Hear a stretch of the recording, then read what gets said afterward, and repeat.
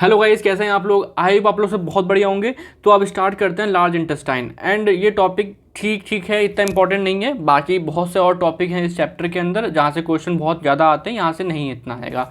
Just 5 minute की video है, एक बार सुन लो, खत्म कहानी। लार्ज इंटेस्टाइन हमें पता है ना।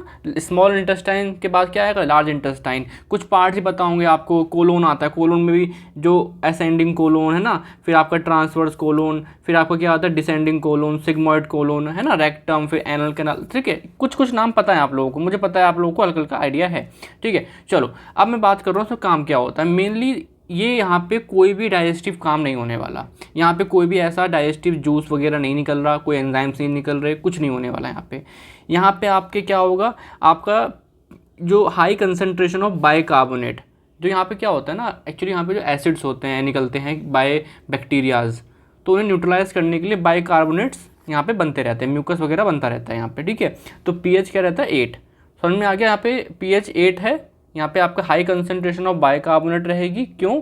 बिकॉज यहाँ पे जो प्रेजेंट बैक्टीरियाज हैं उनका जो एसिड जो बना रहे हैं उनको न्यूट्रलाइज करने के लिए, दैट्स इट, ज़्यादा कुछ नहीं है। फंक्शन क्या है इसका, एब्जॉर्प्टिव फंक्शन। लाइक पानी, यहाँ पे 1 से 1.5 लीटर पानी आपका पर डे एब्जॉर्ब हो रहा है। सोडियम क्लोराइड, बहुत सारे विटामिन वगैरह भी है ना यहाँ प्रोड्यूस हो रहे हैं। बाकी एब्जॉर्प्टिव में मेन रखना आपको क्या, वाटर। यहाँ पे मेनली वाटर एब्जॉर्ब होता है लार्ज इंटेस्टाइन में, और यहाँ पे ये चीज़ नहीं हो पाती तो डायरिया हो जाता है। ठीक है जी। अब पानी एब्जॉर्ब होता है तो यहाँ पे सेमी सॉलिड क्या बनती है, फीसिस बन जाती है ना, फिर उसको बाहर निकला जाता है यहाँ पे, तो फीसिस का फॉर्मेशन भी होता है। एक्सक्रीटरी फंक्शन, हमारी बॉडी में कोई मान लीजिए हैवी मेटल्स हैं या फिर कोई ड्रग, टॉक्सिन, आयरन मान लीजिए, कैल्शियम मान लीजिए, वो सब भी यहाँ पे रिलीज होती है, तो एक्सक्रीटरी फंक्शन भी है। सिक्रीटरी फंक्शन, यहाँ पे क्या कुछ बनता भी है क्या, मैंने आपसे बोला यहाँ बाइकार्बोनेट क्या बनता है, बाइकार्बोनेट। क्यों बनता है bicarbonate, to neutralise the acid which is produce by the bacterias. और क्या होता है, म्यूकस होता है। ठीक है, ये सब कुछ यहाँ पे बन रहा होता है। ठीक है, चलो सिंथेटिक फंक्शन देखो, यहाँ पे ट्रिलियंस ऑफ बैक्टीरियाज हैं, बहुत सारे बैक्टीरियाज हैं, तो वो बैक्टीरियाज हमारे लिए कुछ बनाते हैं, है ना, कुछ सिंथेसाइज करते हैं, कुछ विटामिन सिंथेसाइज करते हैं। उनमें से सबसे इंपॉर्टेंट क्या है, विटामिन के, विटामिन के।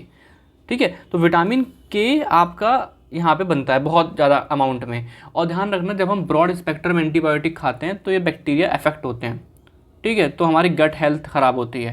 ठीक है, तो विटामिन के यहाँ पे याद रखना प्लीज़ प्लीज़ प्लीज़। बाकी B12 भी छोटी मोटी मात्रा में बनता है। ठीक है, चलो आज जो लार्ज इंटेस्टाइन का जो जूस कॉम्पोजिशन है मेनली वाटर वाटर वाटर है ना, सॉलिड रहेगा।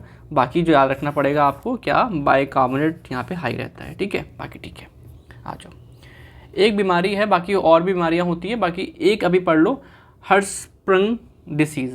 यहाँ पे कुछ नहीं है, देखो मैंने बोला ये नॉर्मल आपकी क्या है, ये आपकी लार्ज इंटेस्टाइन है, आपको ठीक है दिख रहा है। या आपको दिख रहे हैं गैंग्लियन है ना, मिजनर प्लेक्सिस देखा था हमने, ऑरिजिबस प्लेक्सिस देखा था, है ना, तो ये सब कुछ है यहाँ पर है ना। ये देखो ये देखो ये देखो।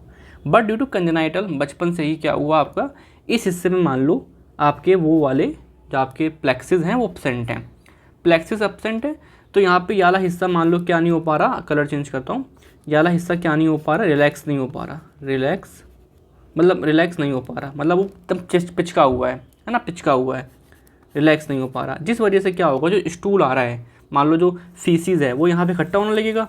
भाई देखो आगे वाला रास्ता जाम हो गया है, वो एकदम क्यों जाम क्यों हुआ है, बिकॉज यहाँ पे जो गैंग्लियन है वो एब्सेंट है, एब्सेंस ऑफ गैंग्लियन सेल बचपन से ही। ठीक है, तो ये वाला हिस्सा क्या हुआ, छोटा हो गया, तो ये यहाँ पे इकट्ठा होने लगेगा, जिस वजह से जो ये वाला हिस्सा होगा लार्ज इंटेस्टाइन का, कौन सा वाला हिस्सा बताओ, ये वाला हिस्सा होगा, वो थोड़ा सा फूल जाएगा। तो जो कोलोन है वो थोड़ा सा डायलेट हो गया, तो क्या बोलते हैं इसको, मेगा कोलोन। क्या बोलेंगे इसको, मेगा कोलोन। तो आपको यहाँ पे इस बीमारी दिखेगा कंजेनाइटल मेगा कोलोन। ठीक है, क्या इसका ट्रीटमेंट होगा, सर्जरी, इस हिस्से को रिमूव कर दो। ठीक है, चलो तो यहाँ पे लिखा क्या है, congenital disorder where there is absence of ganglion cells, कि जो भी हमारे यहाँ पे आपका देखा था ना आप लोगों ने प्लेक्सिस होते हैं, वो नहीं है कहाँ पे, यहाँ पे प्रेजेंट नहीं है, जिस वजह से जो उसका पिछला वाला पार्ट होगा वो डायलेट हो जाएगा। क्यों? क्योंकि वहाँ पे वो स्टूल इकट्ठा हो जा रहा है, फीसिस इकट्ठा हो रहा है। ठीक है, तो ये इसे बोलेंगे मेगा कोलोन, मेगा कोलोन। ठीक है, समझ में आ गया क्या, ये वाला नाम काफ़ी यूज़ कर लेते हैं। बाकी और भी बहुत बीमारियां होती हैं, अल्सरेटिव कोलाइटिस देखेंगे यहाँ पे, है ना, आपका क्रोन्स डिसीज़ आपका देखते हैं स्मॉल इंटेस्टाइन वगैरह में, वो बहुत इंपॉर्टेंट है, बट वो पैथोलॉजी में आप बहुत अच्छा पढ़ोगे। मैं नहीं कह रहा कि यार सबसे इंपॉर्टेंट डिसऑर्डर ये है, नहीं, है ना, बहुत से IBD वगैरह आप पढ़ोगे तो बहुत कुछ है, बट अभी बस इसके बारे में जानो, बाकी चीज़ें आप पैथोलॉजी में बहुत अच्छे लेवल पे जानोगे। ठीक है जी, चलो तो ज़्यादा टाइम नहीं लेते, एक बार देखा लेक्चर, इसके बाद ये लेक्चर कहीं मत देखना, जस्ट नोट्स से हो जाएगा काम। इस बीमारी के बारे में थोड़ा सा मत भूलना, ठीक है, कि एक्चुअली मोटा मोटा क्या फ्रेमवर्क है ये है। ठीक है, चलो थैंक यू, बाय।